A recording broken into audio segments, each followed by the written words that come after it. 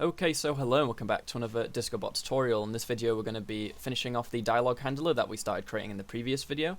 We're going to be implementing it in a command so I can show you a practical use of it, and then it's pretty easy to go from there. And then we can actually create another implementation of the iDialog step, so we can create a int step, for example, that asks for a number, and then you can validate whether the number's too big or too small or whatever. And then obviously, because it's a number, it can store it as an integer, or you could even go for a float, or you could go for whatever other data type you want. You can make your own custom implementation of it.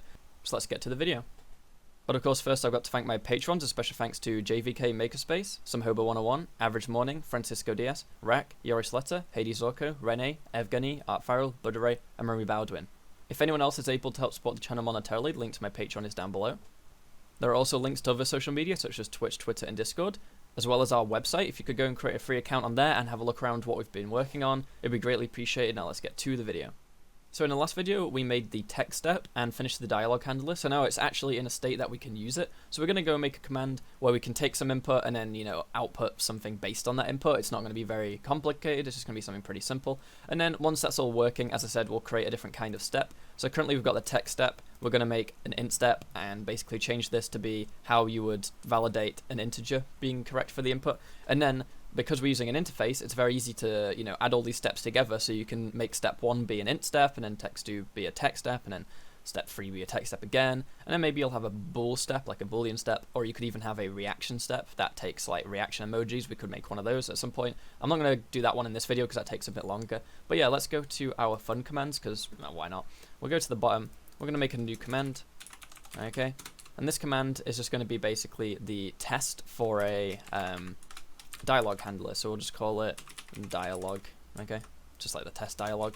So it's a public async task, okay. Now what do we want to call it? We'll call it just dialogue, okay. Takes in command context ctx, and we'll just go from there, okay. So rather than having people do like question mark dialogue space, hello. Because imagine, right, you have a command where you want to take a string from them. It might make sense to, just put it after the dialogue, so whatever comes after, that's the string. Or you might want, for example, 2 or more string inputs, or lots of different inputs. And it's quite hard or annoying to have to, pass that, because you could make it so between every string they have to put a comma or something, and then you do that, but then, it's really awkward to deal with. That's why we've made this dialogue handler. We don't even have to take anything extra in, just the context. They do the command, just question mark dialogue, and then it starts, okay?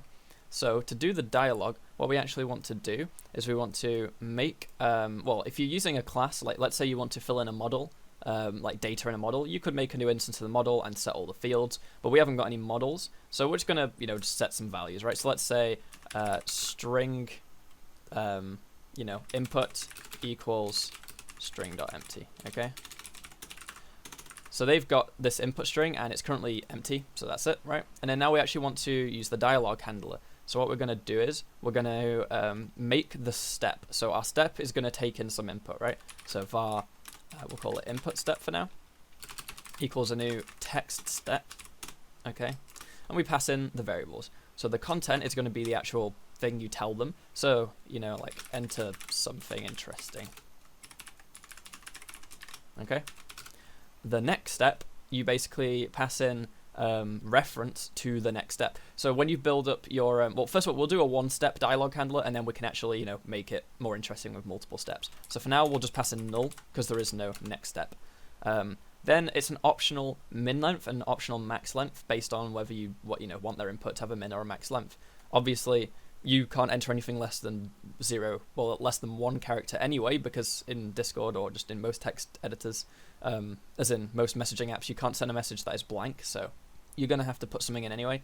But it can be useful to set a min length if you do want the min length, right? Like let's say you're building an application form like we have, we might want a certain question to have a min length of 50 characters or something, right? So it's up to you. I'm going to leave that blank, keep it really simple, just say it's this is the question, and there's no next step, so it ends after that, okay? Then after the step, we want to actually tie in the input to the step. So we want to say,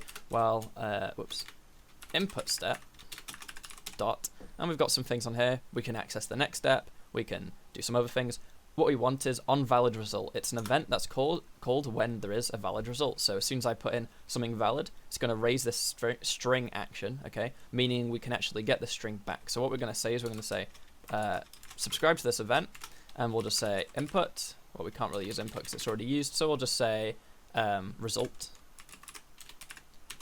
What do we want to do when we get a result? We want to say input is equal to result, because this result here is a string, so we're going to store it here. So now input is equal to this result, and just for the sake of ordering and laying the code out, I want to do it like this. So we've got the step, then the data we want to fill in, and then the actual filling in of the data. Now, what we need to do is we need to make the actual dialog handler. So we'll just call it var, like input dialog handler.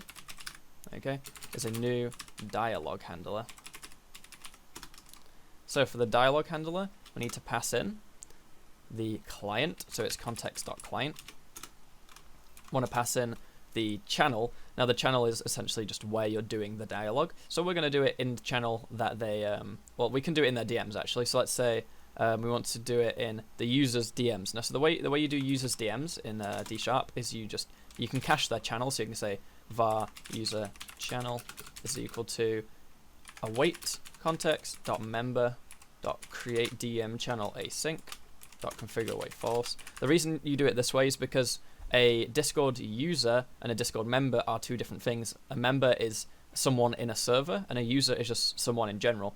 And the thing is, as a bot, you can't message people that aren't in the server with the bot. So I could just pass in some random user from another server, and it wouldn't actually be able to do this. So technically, I should do a null check here, but I know for the sake of what I'm doing, I'm not actually, passing in a user from somewhere else. It's coming from this server, so it's fine. But you still have to create the DM channel anyway. And if it's already created, it just gets it anyway, so it's fine. And then we'll pass in that user channel. And then the actual user itself. I mean, we could actually just pass in the user and then get the channel from the user inside the dialog handler. The problem with that is you might want to do a dialog not in DMs, so you would have to change that, and it wouldn't really work. So it makes more sense to pass in the user and the channel separately. And then the starting step has to be an iDialog step, which the input step is, so we pass in input step. Okay, and then we can just do this. Whoops. So now we've got all our data here, and that's the dialog handler done. So all we want to do is we want to actually just say, well, bool succeeded equals, let's actually do the dialog now. So await input dialog handler dot process dialog. Okay. And we're calling it, well, it's a bool succeeded because remember, this returns true or false based on whether it actually succeeded. So we can just say, well, if not succeeded, return. Don't continue. But if it was succeeded, whoops, then we can do something based on the input they sent. So we can say, for example, await context.channel.send message async. What message are we going to send? Well, we're going to say just input, really. Just tell them back what they said. Configure await false. And that can be it. So let's go test this out now. So just let's think what we're doing. We're creating a step for them to put some input in, and we're saying when they actually do that step, cache the result or save the result back into this variable, and then later on we use input and send it to the channel. Now this is like a super basic example, and it seems like a lot of code for something so basic, and it is, but the point is this is like the simplest you could get. As it gets more complicated, the actual code here doesn't get much more complicated. It's a lot easier to manage more complex scenarios with this. So if you do want to just send one thing, you wouldn't use the dialog handler, obviously. But in scenarios where you want a lot more data or different kinds of data, this becomes a lot easier to use and it makes a lot more sense to use it. And I'll give you examples of that soon. But let's go test this out. So over in the server, we're going to do $dialog, like so. Notice how we now get a DM. We go to the DMs, and we just say, well, enter something interesting. So I'm going to enter something interesting. And now that I've entered something interesting, if we go back to the server, it just said something interesting. And obviously, you can do whatever you want from that input. I've just said to go send it back in the server. It's up to you. But here it is in working, and here's proof that it works. So that's pretty cool. Now, maybe you want to do something based on the input. Maybe you want to change what happens next based on, well, that input. And depending on what kind of data you're taking in, that can be different. If the string input, well, the string input isn't really the best way to do it, because with strings there's so many different things you could type. When it comes to numbers, it's very easy to check, is a number bigger than this, smaller than this, equal to this. Strings, the chances are, if you want them to say like yes, they might not actually say yes, they might say yeah, or whatever. They might say other ways of saying the same word. So it's always best, if you want them to say something specific, to use reactions, so use the emojis, because then there's only a set amount of options. But I'm still going to show you how to do it anyway if you want to do a string. So if we go over here, we can actually change this to use the curly braces and a semicolon. Then we can move it onto new lines. Then we can write more code in here, multiple lines. So we can say, let's set the input equal to the result anyway. But then maybe based on the input we want to do something else. So let's say, well, if the input, or if the result is equal to something interesting. Now, obviously, this is case sensitive. So if you typed it slightly different, why did I do that? If you type this slightly differently, it's not going to work. But for the sake of this example, I'll just respond with something interesting, lowercase. So I'm saying enter something interesting. If they enter something interesting, then we can make another step. So we'll say the funny step equals new text step. Okay. Haha. Funny. Just whatever. And we'll then have no next step. But now what we want to do is, we want to say, well, once they've done this, let's overwrite the input step's next step. Currently it's null, but let's set it to be this one. So we actually go somewhere else. So what we'll do is, we'll say input step dot next step. Now we want to change the next step, all right? Now based on whichever type of data we're using, it might be different. So for one of these steps, we just want to change the one we've got stored. But whereas for a reaction step, we don't even store one, we store like a dictionary based on the keys of the emojis. So it's a bit more complicated. For now, all we want to do is we want to make a function in this text step. Now we can't put it in the interface because, as I said, different things will do it differently. And the problem is, if we made it in the interface, we'd have to come up with some function that takes in a parameter next step, but then the dialog ones would need also a key emoji, so it's a bit more complicated. We have to do it in here specifically. We're just gonna do it here. We'll say public void set next step, and this one just takes in an dialog step next step, and all we're just gonna do in this one is just say underscore next step equals next step. Now, it might not allow us to do it because it's read-only, so we just have to make it not be read-only. Okay. And then I'll just move that to here. I just like to keep the private read-only stuff at the top. Okay. Now we can say dot set next step, and we want to pass in the funny step. Okay. So now, if they say something interesting, we're going to set the next step. And then what happens is, after that valid result, we then continue in the dialog handler, and it's like, oh, this one has a next step, so we're going to go to the funny step, and then that funny step just takes in something and does nothing afterwards, right? It just for the sake of it. Now let's go give that a test.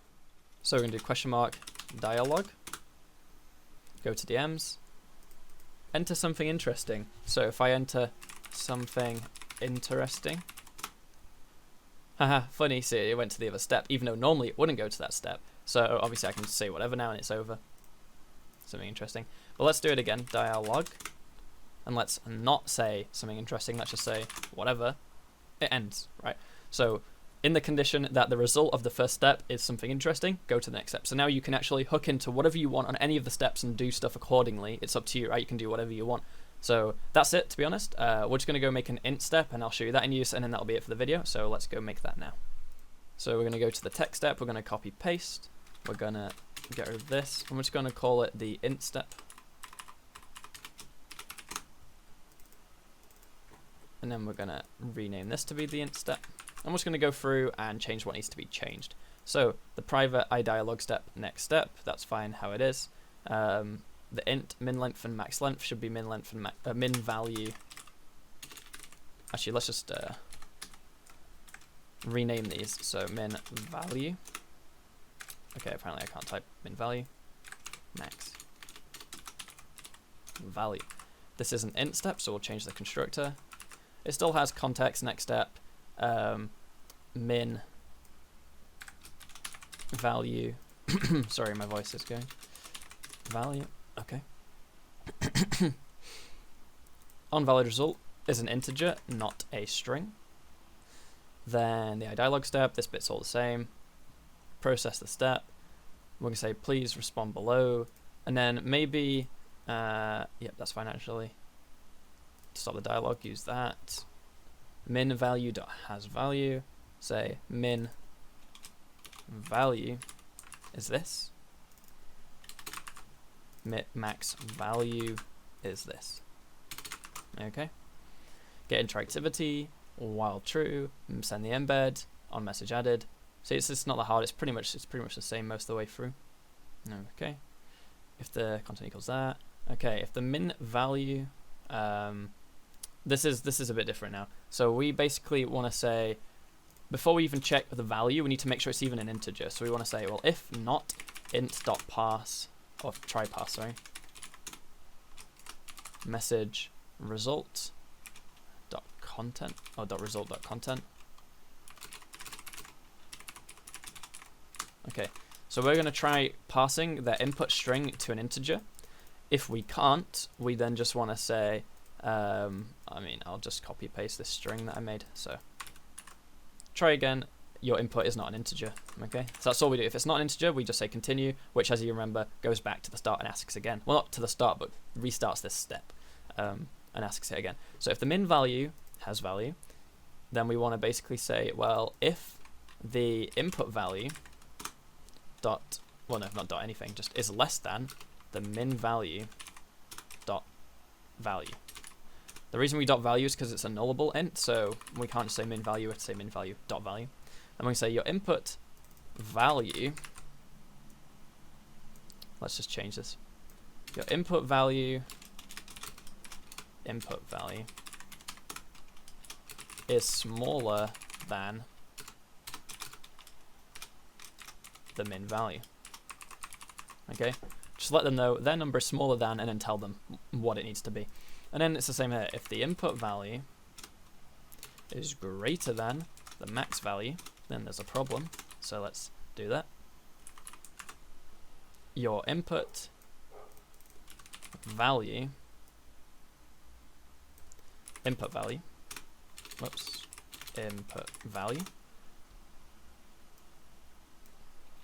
is larger than max value. Okay, so we're saying if it's too small, tell them it's too small. If it's big, tell them it's too big. And then at the end, we just want to say the result is an integer and its input value. And this is after we've validated that it's all correct. Okay, and now we've made an int step. So if we just simply go back to the command, let's change the funny step to be an int step. Okay, int step. And just for the sake of it, we'll say the max value is going to be 100 or something. Why not? Okay. Notice how nothing else changed. We've just asked for an integer, and then, you know, down here we can say maybe string input. We can say int value equals 0, and then we'll say funny step dot onValid result. Notice how that returns an integer, so we can say onValid result plus equals result, and we'll just set value equal to result. So now this int value is here, and we can just say send the value as the message, but it won't, because so I have to say toString. Okay, so now we're going to send their number as well, and obviously because it's an integer we can do stuff with it. We could even make another step where we add together the integers. You know, you can do whatever you want. You can validate, as I said, that the number is bigger or smaller than a certain thing. So why not even just say, for this one, we want the min length to be 10 characters, just to show you that it works, okay? So let's run the bot again and see how it works. So let's do $dialog. We'll go over here. Notice how the min length is 10 characters. So if I just say hi, it's 8 characters too short, okay? So I'm going to say hi. That's valid, yeah. But as you remember, we don't actually go to the other step unless they say something interesting, remember? Okay, so the number's 0 because I didn't change it. If we go again, so if we do dialog,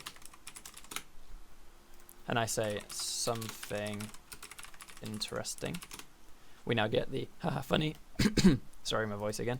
Max value 100. We'll just say like 10,000. It's too big, so it's going to say 64. Go back to the server. Something interesting, 64. Okay, there you go. So that's it for this video. I hope you guys understand how to use the dialog handler. Feel free to ask any questions down below. We're probably going to build on this in future videos, but the next video is going to be moving on from this. We're just going to be using it now in actual commands. So one guy suggested in the comments or somewhere that I should do like RPG related stuff, so we can actually use like a database, and we can have, you know, each person in the server has a currency and a leveling system, and, you know, just the kind of server economy RPG aspects. I started doing this on one of my older series, but I kind of stopped it. So if we do it this time, I actually really want to do it, and I'm looking forward to doing it. Now that we've got this stuff all set up, it's going to be a lot easier. We just need to set up some kind of database thing, and then it'll work pretty well. So if you guys want me to do videos about that, let me know down below. Obviously, leave a like and subscribe if you enjoyed the video. I'll see you guys next time. Thanks for watching, and goodbye.